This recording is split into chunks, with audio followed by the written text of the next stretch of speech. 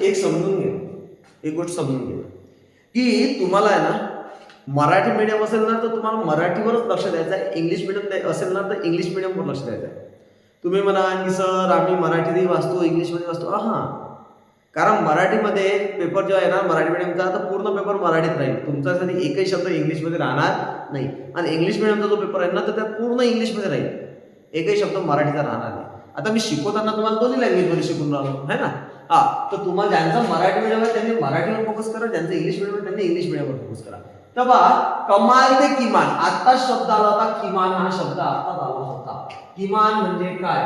लहानात लहान संख्या, लहानात लहान संख्या, ठीक आहे. आणि कमाल म्हणजे काय? मोठ्यात मोठी संख्या,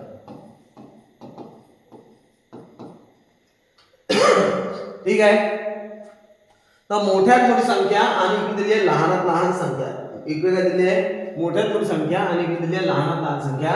म्हणजे मोठ्या संख्येपासून तुम्हाला लहान संख्येपर्यंत जायचं आहे, मोठ्या नंबर पासून लहान नंबर पर्यंत जायचं आहे. म्हणजे ग्रेटेस्ट नंबर पासून तर लिस्ट नंबर. लिस्ट म्हणजे काय? स्मॉलेस्ट नंबर बेटा. लिस्ट म्हणजे काय? Smallest number, smallest number. तुम्हाला मोठ्या संख्येपासून लहान संख्येपर्यंत जायचं आहे, मोठ्या संख्येपासून लहान संख्येपर्यंत. याला कोणतं ऑर्डर म्हणते बेटा? याला म्हणतो आपण असेंडिंग ऑर्डर की डिसेंडिंग ऑर्डर? Descending order. काय तो? Descending order. मराठीमध्ये म्हणते याला उतरता क्रम. आता जर डायरेक्ट सांगितलं उतरता क्रम लिहा है ना, तो उतरता क्रम म्हणजे काय? जसं आपण पायऱ्या उतरतो, पहिले मोठी पायरी, मग लहान पायरी, मग लहान पायरी, चाललं असं पायऱ्या उतरत. याला म्हणतो आपण डिसेंडिंग ऑर्डर. कोणता ऑर्डर? Descending order.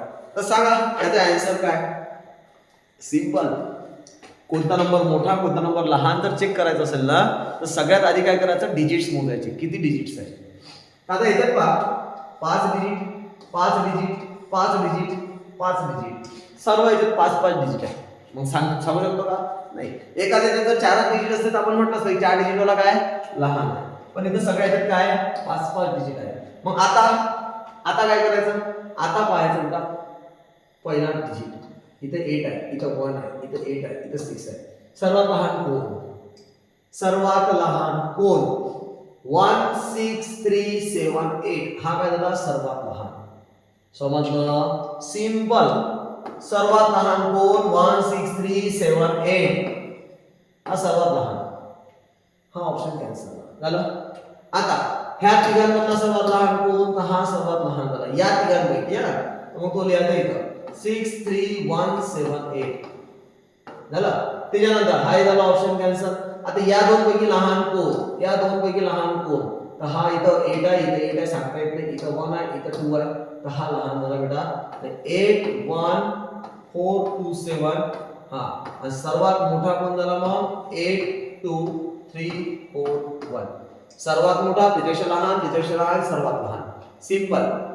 सर्वात मोठा त्याच्यापेक्षा लहान, त्याच्यापेक्षा लहान आणि सर्वात लहान. सर्वात मोठा त्याच्यापेक्षा लहान, त्याच्यापेक्षा लहान आणि सर्वात लहान. सिंपल. आणि असं ऑप्शन कोणतं दिसते बेटा आपल्याला? असं ऑप्शन कोण दिसते? Option D. Option D. Option D is our answer. Option D is our answer. Clear?